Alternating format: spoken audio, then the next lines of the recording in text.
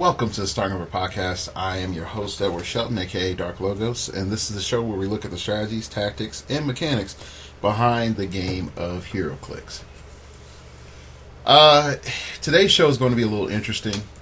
What I'm going to do is I'm going to lay out some basics to help you play test, and also if you're running a team or thinking about starting a team, some introductory level thoughts that you need to keep track of, definitely when you're doing things.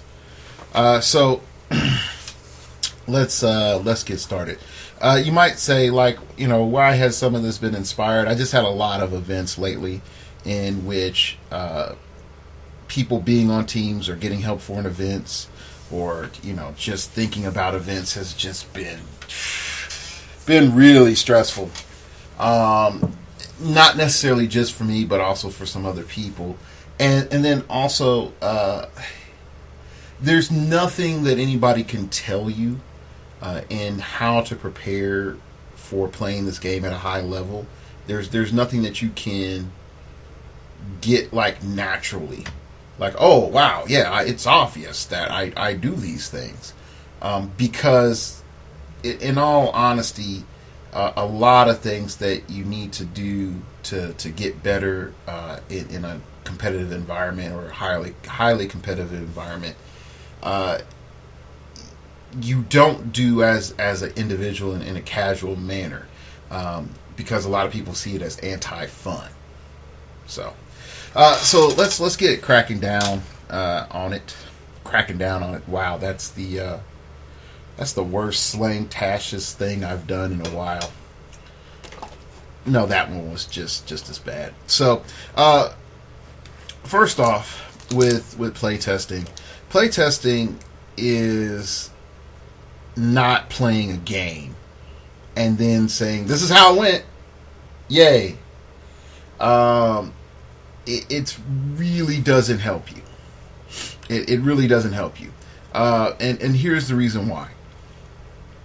I have an 11 attack. I go up to hit an 18 defense. I roll a 6.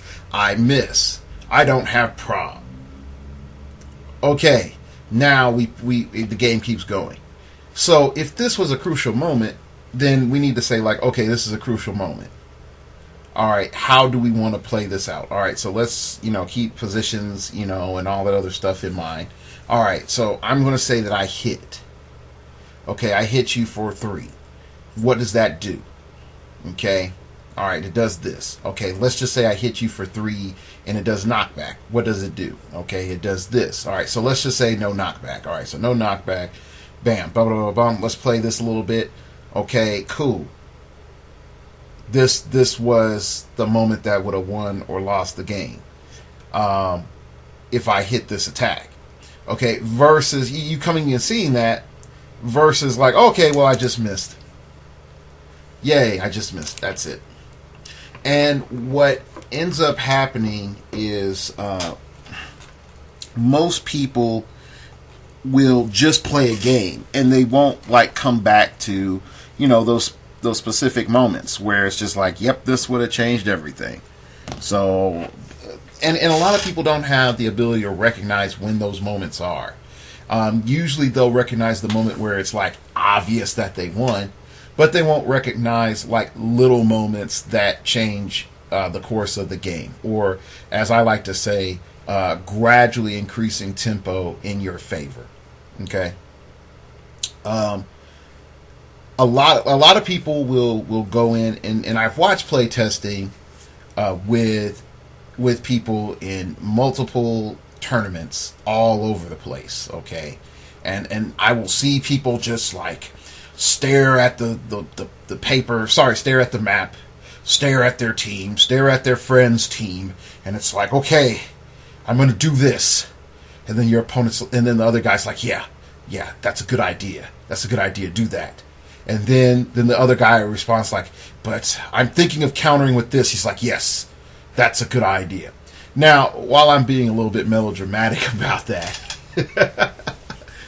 if you're playtesting at the time of the tournament, I'm sorry, your 2 cents too short and a day late. You know, you shouldn't be doing that in front of everybody. For one main reason, and that main reason is this: people will scout like fiends at a major event. It's one of the main reasons why I tell my teammates, unless it's important, we don't talk about teams. We don't put our stuff out. I mean, I've done this long enough. Everybody knows. Like, I have my stuff in Tupperware. I got figures in my box that have nothing to do with my team. Okay, so when people see you playing this team, they're the last minute people, and these are the parasite people. And this is the thing I hate, and I really do mean it, because they're looking at one or two matchups and then making drastic changes for one or two matchups, when, if you think about it, in the course of the day, you have to have 8 wins. So 2 out of 8, let's just say magically you hit those 2, you're bound not to hit those 2 again. Okay? You're just most likely you're not going to hit those 2. And let's just say you hit those 2, and then you hit those 2 again in out rounds. Okay? Now, if you won, yay. Okay, great. You probably have 4 wins. That's your best scenario. Okay, you have the other 4 matches that will probably be a lot more difficult because you last minute audibled. Okay, and anyway, but not only that, anything that you did have planned and worked on and thought about, you sort of just threw all that prep out the window and said that it was worthless. So not only have you wasted your time, you've wasted everybody you've play tested with time. And that's the part I don't like, because if you can't respect other people's time, how can they respect yours? Just being honest. So anyway, let's just say that your tech audible fails. Now that's 2 losses that you wouldn't have had, and you're 500 and you're not advancing. Okay? So when we really look at this setup of playtesting, it involves you sort of finding your solution and then sticking to it at tournament time. Now, some people will say, well, Dark Logos, how do I start figuring out a team? Well, there's multiple ways to figure out a team. First way is look at what's been winning. Just look at what's been winning. I complain about the Attack of the Clones on the Quarry, and it's legit. But start looking at what is winning and then figure out why it's winning. You won't figure out everything, but you might get some insight into what the people are playing and why they're playing it. Once you get over that, you're then able to come to some conclusions. A, you have the figures to play the team that you need to play. B, you don't have the figures to play the team that you want to play, but you can hobble something together or borrow certain pieces to make something that's competitive. Or C, you just clone. Now, all 3 of these can lead you to victories. Okay, all 3 of these can lead you to victories. I've seen Attack of the Clones win so bad, and I've interviewed people that have done Attack of the Clones, and I sort of cast a shade on them and you know, made fun of them a little bit. And they came back and said, you know, when we did the play testing, it worked. Okay, so I have to respect them on that. If they played the team and then did the play testing, and in the play testing it worked, great, more power to you. All right, versus the guy's just like, yeah, I'm just going to play this because Patrick won with it, so I'm going to play it. Like, that's the worst reason to play a team. So let's sort of, you know, take it on to, you know, you're trying to borrow, you know, things, okay, to make your team, and you're trying to hobble something together. It's a little bit MacGyver, a little bit Mad Scientist, a little bit of Tony Stark. You know, you don't get Iron Man armor, but, you know, you get something better than the U.S. military has. You know, so that's what it comes down to. You know you have flaws.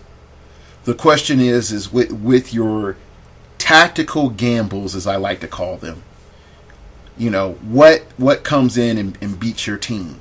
And if what comes in and beats your team is a figure that no one plays, then you're fine. Or you could say, like, this figure, shows up in 10% of the meta.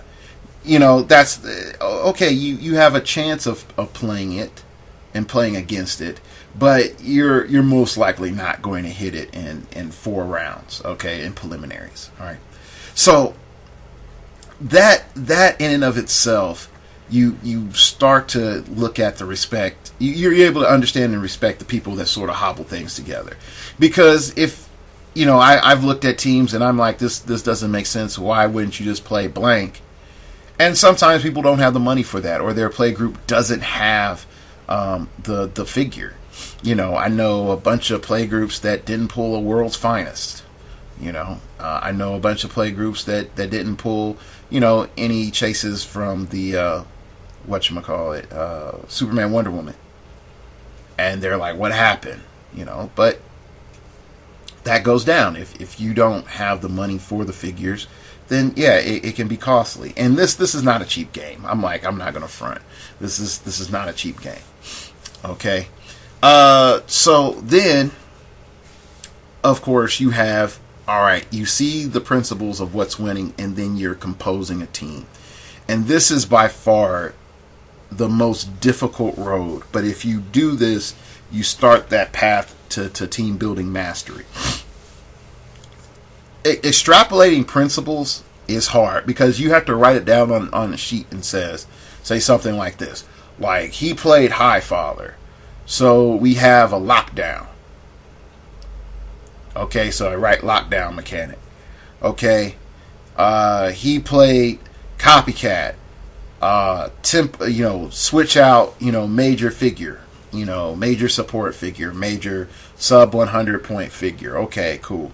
He's playing, let's say, Phantom X. All right, so we have Pog generation plus, I have to get to the other side of the map to hurt Phantom X, plus I have to have anti-stealth and get past his shape change and his super senses and all the other jank he has. Okay, so I gotta go through all that. All right. I have to deal with arcade. Okay, so I have to deal with the fact that I lost my theme prob. Okay, so this guy's playing that to get rid of theme prob. I'm not theme prob, theme roll for map. So that's gone. All right, so now I have to take another step and figure out some other things that benefit from this. Okay, so now I'm looking at Lydia Malor. Okay, so I have resource control, and this figure does this. As you start tacking all these ideas down, and then you start asking yourself which of these stand out the most to you, and then you start hobbling things together. And your first round of what you build is 9 times out of 10 crap. Just is. It just is. And I know that I've started with a bunch of ideas. It was just like, this? What about this? And even I will sometimes hinder myself, and I'll be like, well, that's expensive and that's expensive, so I could never play that. And that's not true. Just because something is expensive doesn't mean that I couldn't play the team, doesn't mean I couldn't borrow it, doesn't mean that I couldn't make arrangements. Okay. So that's an issue too. So as things progress, you can eventually figure out, all right, once I put these concepts together, you might find some pieces that to make your team are unorthodox. If you find a way to use, Man Killer, props to you, homie. Props to you.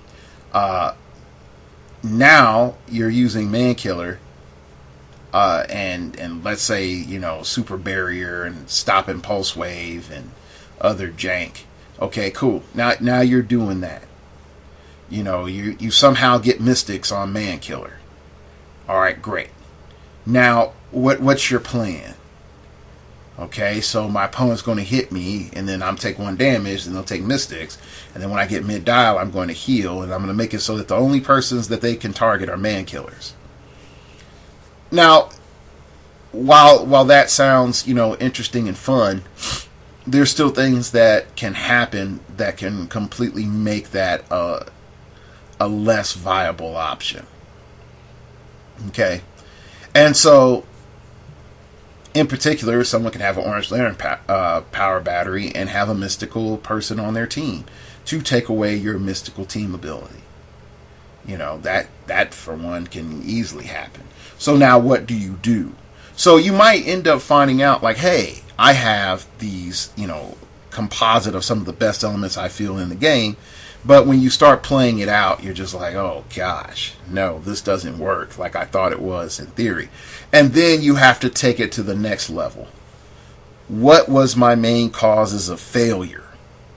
Okay, what were my main causes of failure? And you can't just play one game and just be like, this team sucks. You really need about 2 to 3 games. First thing you say is like, is it a tempo thing? Is this, you know, is it too slow to set up? Does it not, you know, pursue the way that it was supposed to, you know, pursue targets? You know, are my opponents really just getting downfield way too fast, and that's just too common in the meta nowadays? You know, does it take too many turns to set up? You know, I need 15 ants to start my master plan. You know, how many turns does that take? You know, I need Dr. Demonicus's Pog to be the second Pog that, you know, on the field, and on the second Pog I've had these effects kick in, so then I can do blah blah blah blah. Whatever it may be, you know, once you figure that out, you're like, okay, is this viable? And then a lot of times it's not. Okay, if you spend too much time thinking like, if I tweak it, then I'll win it, and it's true, you will tweak it and to make something that'll win, but you also have to recognize, is the thing that you're tweaking just an element that's not good enough for the meta as it is right now? So if you have a meta full of improved targeting, ignores hindering, and ignores blocking, then guess what? Playing Smoke Cloud and Barrier are not the best defensive options. You might want to start looking at stat defenses versus, you know, terrain defense.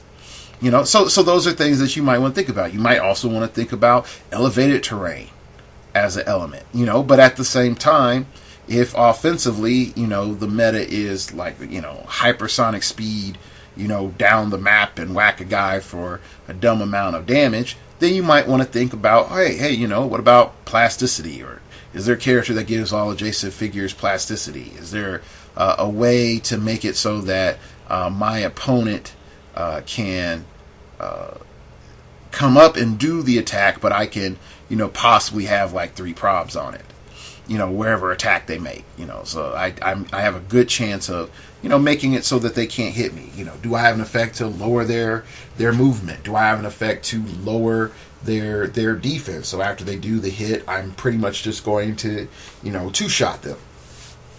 You know, whatever that may be, you have to figure out what that next step is. And then, you know, through process of elimination, you start chiseling, and you come up with a competent team. You don't come up with a one above all team. Yes, it is a Marvel reference. You do not come up with a one above all team. And that's something I want to make clear. Some people are like, well, I can make this team and it shuts down everything. Yes, you could make a team that shuts down a lot of things, but you can't make a team that shuts down everything. You can even make a team that does really well against the common meta. But if you go into some places, there's always that one guy that's busting out something, and it's just like, what? Really? I have to go play that? Really, I have to go play that? Who thought this up? Who really thought this up? Is this a joke? And yes, there's a little bit of hubris in there when you think about it, but a lot of people think that way. And so, I know for me, after like my 3rd rock, I was just like, well, whatever.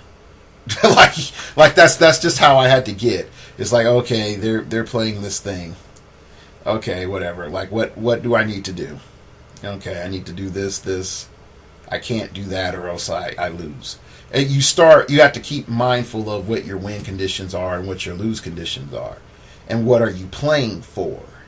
Okay, I've sat in enough final rounds as a player and an observer to know that you can easily lose in a top 8 and in the top 4, or that final round, just on the pure fact of, you were surprised, and then your surprise will let you make one dumb decision, then you're out.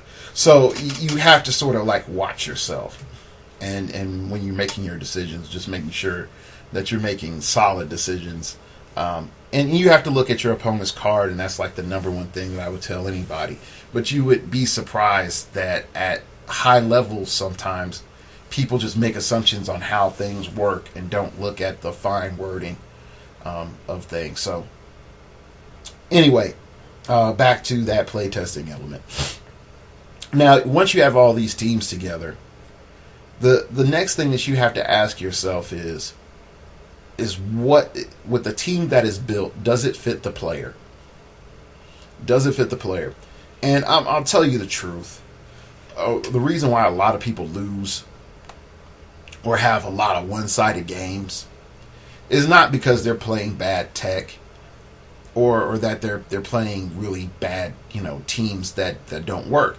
Many times at a good tournament, people have very functional tech. What usually happens is that something dominates their area and they're like, oh my gosh, I want to win, so I'll play this because it dominates my area. Instead of saying like, okay, this isn't how I play, but they'll let that whole thing of I want to win cloud their vision and not look at how they can be the best player that they can be. And that's one thing where I say, like, the Attack of the Clones thing really is a huge problem in heroclix, because for a long time, let me sort of take a step back. The problem with the meta, let's say 6 years ago, Top still owned everything. Actually, no, I have to say further back. Let's say 7, because 6 would have been 2009, and that's when everything sort of went defunct. So let's just say 7 years ago. One of the major problems that, dang it, what I'd say, I have to actually say 8 years ago, because it's not 2015. Gosh, dog. 8 years ago, wow. When Top still owned everything, pretty much what you were looking at was one major tournament in a year. Nationals was sort of like whatever. It really was like whatever. And you had Gen Con. It was like, boom, that's it, Gen Con. Nationals, Gen Con. And while Nationals was okay, nobody really paid attention to Nationals. Everybody paid attention to Gen Con. So everybody in the game would look at Gen Con as this grand watershed moment of what really works and what's broken and what's not good and what is good. Okay? So your meta adjustments were sweeping. Like huge, broad, and sweeping, because there was no constant metric for a player to measure what is good. So you would have people on the forums complain, like blah blah blah, the evils of competitive play, because now I have to deal with whatever came out for Origins in the next 6 months. And 6 or 8 months, or until everybody gets tired of it, or until something comes out that completely, nerfs it, or a rule change, or blah, blah, blah, blah. Okay? So, historically in the game, there has been only, back then, there was only like one big defining moment of a team, of gameplay, and that was, Gen Con. So, what would happen is whatever that team was, everybody would adapt to 2 stances. Either they play that team or they build against that team. And those were your 2 stances. Okay? Now, we're not in that situation. We have a meta adjustment every technically month, just because of the rock. Just because of the rock, we have a meta adjustment every month, and people that are paying attention to it can see the nuance of the changes from month to month to month. Okay, so you could say a couple of months ago, yeah, double red tornado is a good thing. Now you're saying like, nah, double red tornado is a bad thing. Okay, someone might say a couple of months ago, hey, Chase Superwoman is a good thing. Now people will say, well, Chase Superwoman is very questionable. Okay, so when we start looking at elements, what makes us change our mind, on these conclusions? Why aren't these old teams still good? Well, because we have metrics to show that these teams don't perform, or there's another elements in there that make whatever you could extrapolate from those teams deemed to be very and vastly inferior to the new tech that's coming out. Okay, and sometimes people can pull like a time machine and bring back something old and be like, haha, y'all forgot about this, and mess with people. But it does require like the stars to be aligned, and really does require the stars to be aligned for that to go off, and there are some times where people can take a lot of retro tech and then add something different and then pull off a new effect. But just straight cloning retro tech, that's not necessarily guaranteed to be a good idea. Okay, so as we are looking at all that, and we're looking at our team designs and stuff, we can start to see that people figuring out how to play for them in the midst of a changing meta is very difficult. And it's really easy for someone to say, blank, this is the meta teams and this is the counter meta teams in the past, and this is the side of the fence that I want to play on. So it's a lot simpler. Now there's more nuances of play. There's very different styles of play that are viable. So a person has to say like, okay, I like a lot of control, and I like a little bit of defense, and a moderate amount of aggro. So I'm gonna start with Doctor Strange, kind of exclusive Doctor Strange, and then I'm going to have him hang out with Perry White, or Senator Robert Kelly. Okay, so you can do something with that. It's a starting point. But it's not necessarily an ending point. So, there's going to be some tweaks made. You might not end up with Doctor Strange in the end. You might end up with something else. You might say, hey, I need Perry, because Perry does this, this, and this, and I don't like blank. Okay, and then you can say like, oh, that's great. Now I play these other things and, entities, and okay, boom, everything I want to do is solved for. Okay, because I am a controller player. I'm a control player that likes some defense and has a little bit of aggro streak. Okay, cool. If you understand how you fall, it makes things a lot easier. But if you're just like, hey, KC Flash with Proselyte and Orange Lantern Battery, that's the meta. That's meta. I gotta do that. If you're in that camp, then no, you're gonna have problems. You're gonna have perpetual problems, because you'll play that, and then you'll be very hesitant to use KC Flash. You'll be wondering like, okay, I got speed tokens. How many outwit? Can I get the outwit going? Instead of looking like, okay, can I get the flurry going with KC Flash?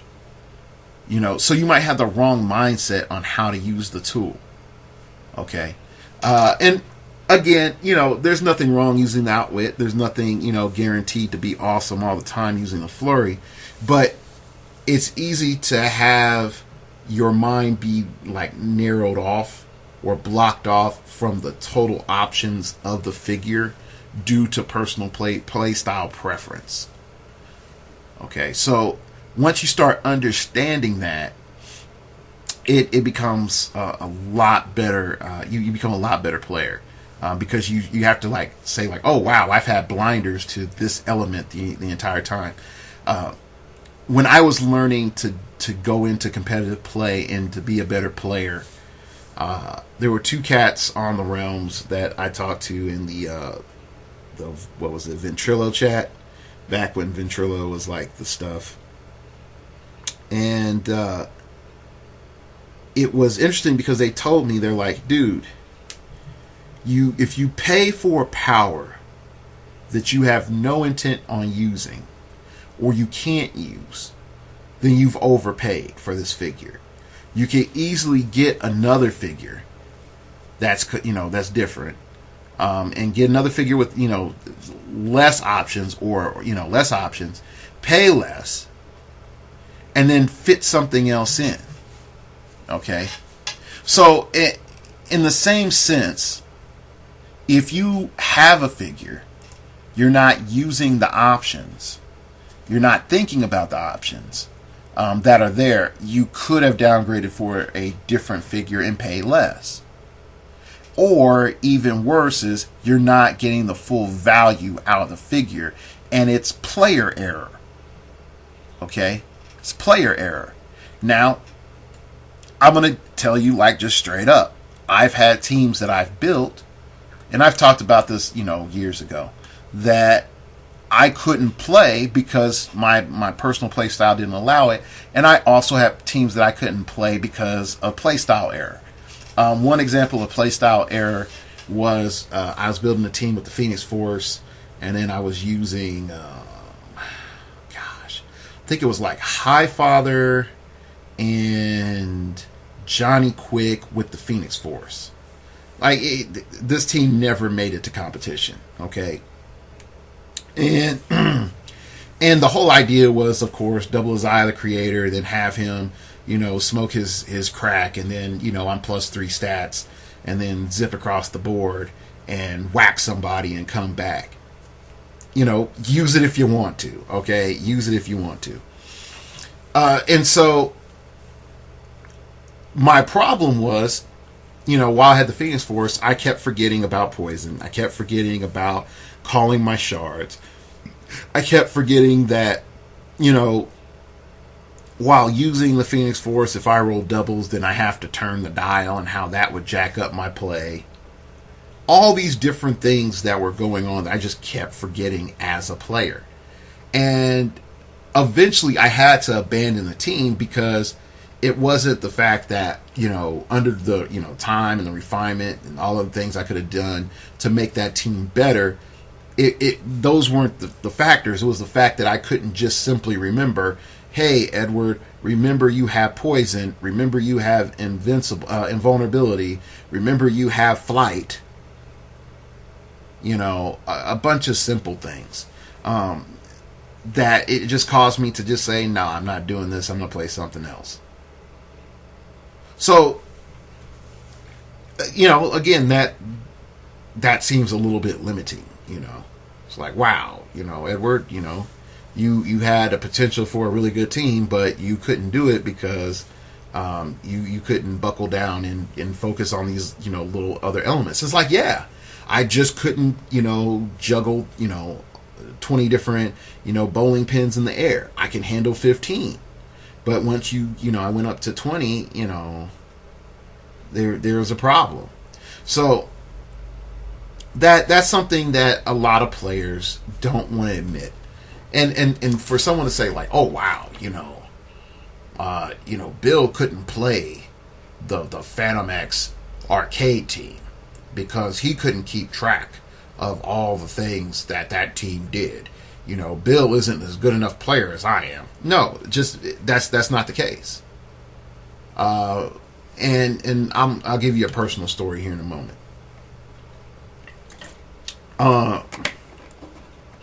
When I used to talk with Mace all the time, and we would build teams, I would come up with some of the most complicated stuff in the world. And then he would come back and say, no, that's too complicated. You don't need to do this. And then I would justify to him, I'm like, I saw for this, I saw for that. You were worried about blank. I got this other thing. I got all the bells and whistles on the space car for you, Mace. What's wrong? And he's like, it's too complicated. It's too complicated. There's too many things there. It's easy to forget that stuff in the middle of a tournament. And I'm like, well, then, what are we going to lose to? And he's like, well, we don't have to lose anything. And then I had to sit back and, yes, I'd be pissed off, but I'm like, okay, how do I simplify and condense, the team down into concepts that work? And so in doing that, I ended up, making streamlined, simplified 2-3 figure teams for him. And these are teams that he did really well with, won rocks with, did well in Rocktober with. And it was all because they were tailored to him as a player. Okay? One reason that I liked the Brainiac Skull Ship was that it gave me a tempo control and an ability to power up the Skull Ship. But I have to keep track of the placement of every single one of those cities. Okay? I have to place them legally. I have to put them in squares that I can access. I have to make sure that my backup is in a good position to do all the things that my backup needs to do. There's a ton of different little mechanics that I have to keep track of in nuance with that one ship. Okay? Now, is it simple in 2 or 3 figures in the Brainiac Skull Ship? Yeah. But at the same time, there's a level of complexity there because the elements that I can bring in are ridiculous. Eventually getting Prob, Perplex, Energy Explosion, Precision Strike, and knowing that I have all of those tools on the table if I need it. Then all of a sudden, this becomes a completely different game. It's like, okay, I got option this, I got option that, I got this other option. This next turn, I'm going to get this option. 2 turns from now, I'm going to have the last option that I need. All I have to do is hold out or make him back off for 2 turns, and then I pretty much can roll this into endgame. So, I'm sharing all this personally with everyone because it's not necessarily a pride issue. It definitely is showing my own personal weakness that I was not capable intellectually and mentally of running certain good teams or teams that could have been, top meta teams if they got out there. Just for the pure fact of I couldn't keep track of everything. And I've heard tons of, world caliber players saying hey, the beginning of the game stuff is just a little too much. I have 3 entities, plus I have to declare ID cards, plus I need to, make sure that I do my sidestep and my outwits and my poisons and my everything else that I need to do. Plus, if I have a special power that goes off only at the beginning of my turn, then I have to be mindful of that. I got to be mindful of 18 different things before I even take a power action to enter into my turn. So that's why I want to just show all this stuff, is that just because a team is out there does not mean that you can play it or that you should play it even if it did well. Patrick's team that he used for limited format with 6 or 7 figures, like Mitzelplix, Sky Cycle, Ultron Drone, and a bunch of other stuff. Yeah, that's cool. It's really cool. Blind Owl was on there, and there was the Cowgirl. It was good tech, but at the end of the day, should the average player run that? No. That's a lot of practice. That's a lot of work. If you're not you're not down for running that, and sorry, not for doing the work for that, then don't run it. That's a month worth of practice. And he even said himself when I interviewed him, it's yep, I had a problem with Copycat. Something simple like that. But the whole concept was you had so much spam that Copycat couldn't cripple his team, but then the Copycat player recognized what was the major, deciding factor that would hurt his own team. And you just take that figure. So coming back in, let's say you're a coach. How do you navigate all this? Well, first off, being honest with your players is important. Letting them know, like, and this really comes after assessment, not your first opinion, but you actually watching your teammate, okay? And you say this: I see these good things, I see these bad things. This is what I want to work on. What do you want to work on? Okay? And there some people are going to fight you and say, no, blah, blah, blah, I'm good at that. Blah, blah, blah, don't you see? I did this. And this is what I was seeing. And they'll justify all their actions of why they did, quote unquote, what they did. Okay? You just don't care about that. You just sort of tune that out. All right? You come back and you say, all right, let me show you, and you recreate whatever moment. And you show them their decision. And then show them the better decisions, the multiple options that they had that was better than what they did. So then you start to break it down to them and say, like, look, you had 1, 2, 3, 4, 5 options that was better than your one option. It's not you coming out and saying, you're a dummy. But you have to show them functionally in application, these are your options. These are better options than what you did. Here's why this option's better. Here's why this option's better. Here's why this option's better. Here's why this option's better. Okay? And in doing so, hopefully they'll get understanding. Some people stay bitter. There's nothing you can do to stop that. Okay? But in unraveling and saying where they want to go and then where you feel they need to go, you have to have a synthesis of those two goals, because it's your goal as a coach to see them as a better player and make them a better player. But at the same time, you need to help and assist them in areas that they might want to grow in, that you're like, yeah, you will be like the best control player, but why are you looking at aggro? If they're constantly looking at aggro, all right, try to make them a hybrid aggro control player. Try that. See if that works. And if that doesn't work, show them why it doesn't work. If it did work, then hey, you were wrong. But you did see something that was good. Okay, cool. Now we work from there. Coaching does not mean putting yourself in a position of always being right. At the same time, coaching requires you to understand the people that you're coaching.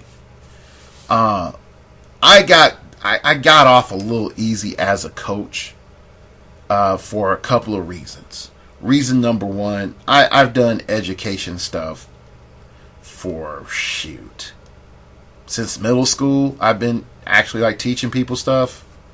I have like that natural teacher gift. Okay.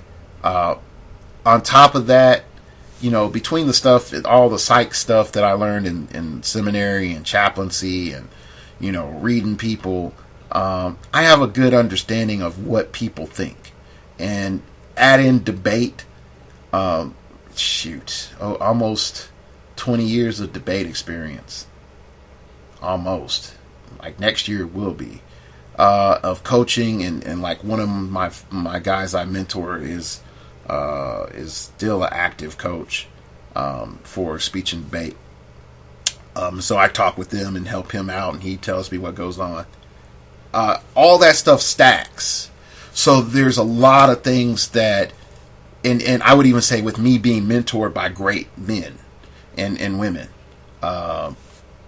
there's a lot of things that I'm able to just pull from that. So for me coming in being a coach, I just sort of like whoop, I'm just grabbing things from all these different experiences. But I also have to understand that if the average Joe Blow is starting a team, they're not doing that. And the only thing that's making that player the coach is because everybody elected them to be the coach because they're the best player in the venue. And so there's a lot of things that become rough in that process. Definitely when the situation is organic. I don't run an organic team for multiple reasons. And I've talked about that in the past, so I won't go over that again. But in an organic team, it's mainly made of local people. People you see every week, or people that you know, or that come into town, regularly enough to play, so that you're familiar with them, and that they like the idea of going out and traveling and playing against other people. But at the same time, they recognize their own limitations. I respect anybody that goes out there and decides that they want to be a coach. One of the biggest problems that comes in with being a coach is you have to give of yourself to help everybody else become better.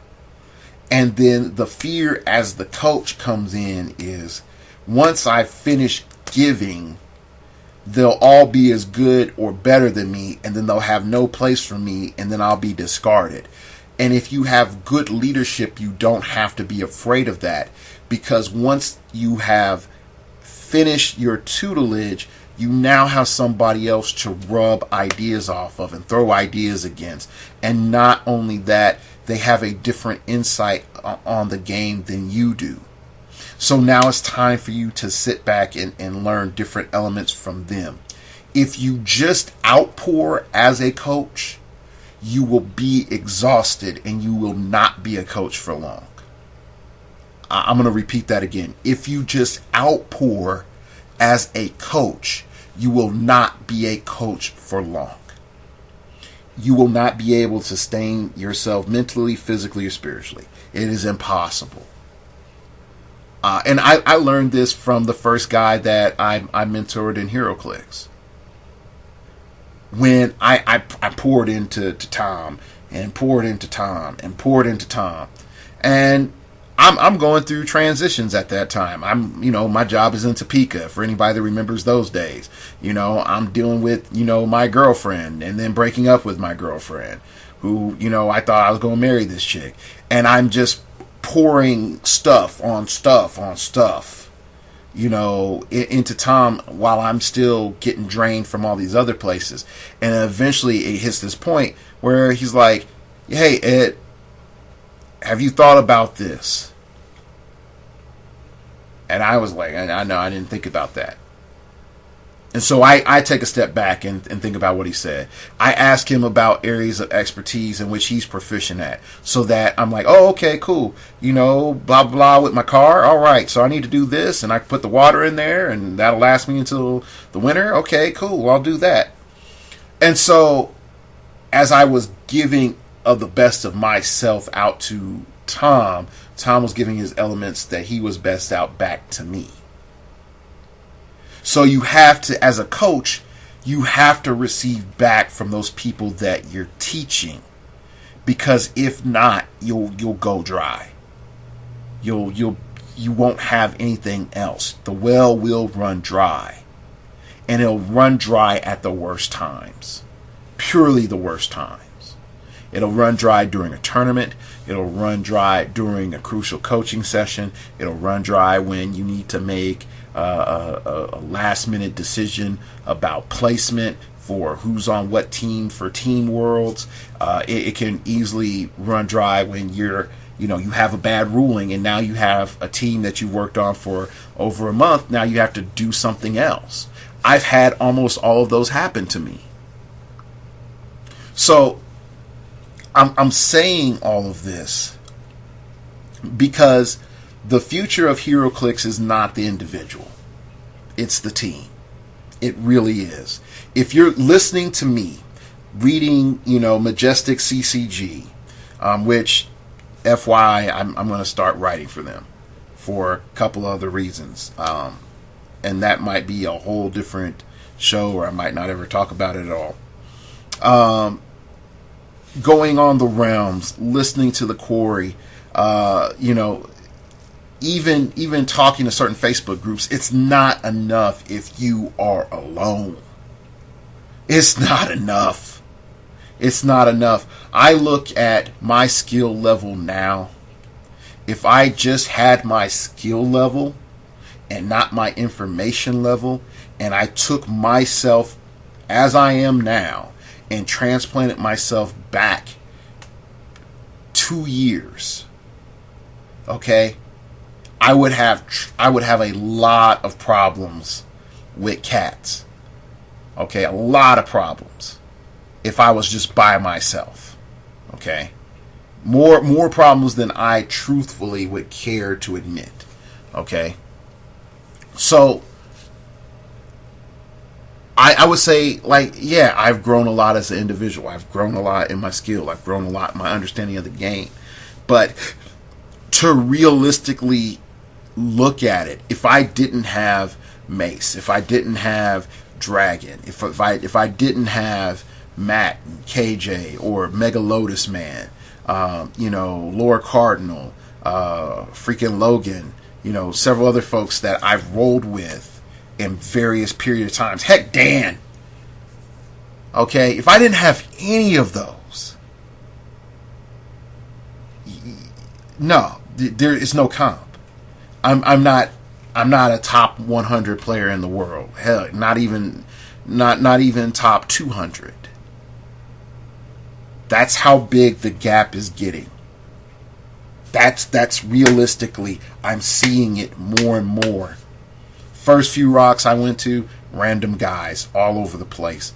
Okay, then it started to be a little bit more select guys, like just specifically certain people. Now it's certain teams. When I looked at Tulsa Rock in top 16, half of your block is people on teams, and the other half of your block are people that are just sort of randomish. No, you can't do it as an individual. Not anymore. Those days are coming to an end. So does that mean that you need to go in and try to find the next group that will take you under their wing, no matter who they are? No. Does that mean at the same time you need to start your own thing? No. But what it does mean is that you have to start measuring the cost of what type of situations you want to go under so that you can grow. And if that requires you to be an acolyte under somebody's program or you to start your own program, then you need to find out what the process of doing that is.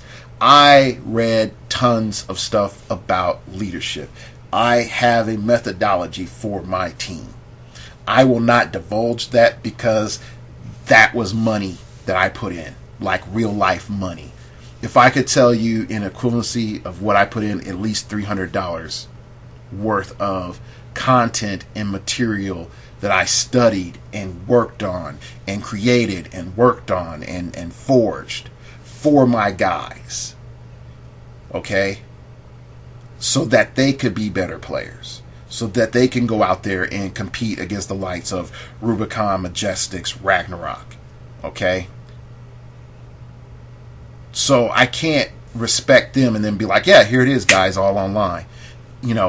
It's not. I can't do that. So you yourself, if you're going to coach, you need to go and invest that same amount of time.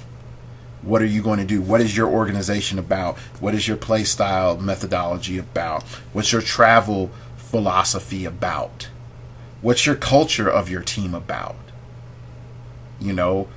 Is your team egalitarian? Is your team hierarchical? Those things matter. Okay?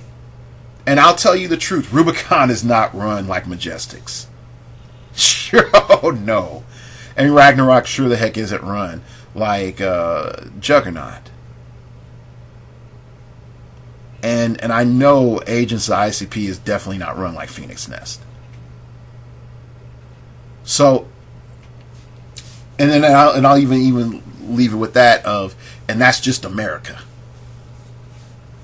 Like the Brazilians aren't any joke. I mean, not Brazilians, the Argentinians. My bad. Argentinians aren't any joke. They are legit, and their level of innovation is crazy good. So anyway, that's today's show. I hope you enjoyed it. I hope I gave a little different insight into sort of where I'm at right now. You can follow me on Twitter at StartOverPod. It came from outer space and told me that the S on my chest meant that I was a son of a preacher man. You can follow my random musings, and it is very random, and maybe even about bad club nights if I get back on Twitter. But you'll definitely be able to find out about the latest episode on Twitter. You can also email me at startingoverpodcast@gmail.com. Tell me about your whole thoughts about the WizKids Opens and them being locked at 32 players. I think that's hilarious. And you can buy my shirt by clicking on one of the links below for buying the shirt. And I don't know if I'm going to disable the blog, but for right now it's still there, startingoverpodcast.blogspot.com. Alright, thank you very much for listening, and remember, we all have to start over sometime.